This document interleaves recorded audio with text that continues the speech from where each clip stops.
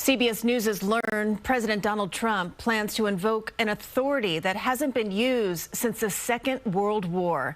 The Alien Enemies Act of 1798 would allow the administration to detain and deport undocumented immigrants without hearings or even interviews. Doug Williams has more. Multiple U.S. officials tell CBS News that for the first time in U.S. history, the Wartime Alien Enemies Act will be invoked while the U.S. isn't at war at all.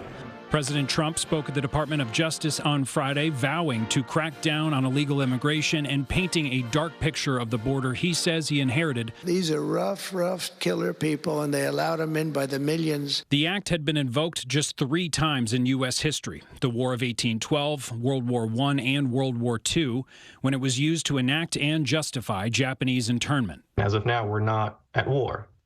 So just from the get-go, we're in uncharted territory. I think one of our biggest fears, right, is the possibility of the federal government using this law to detain and deport immigrants. City immigration advocates we spoke with described a fear each day that's outweighed only by the fear of what tomorrow may bring.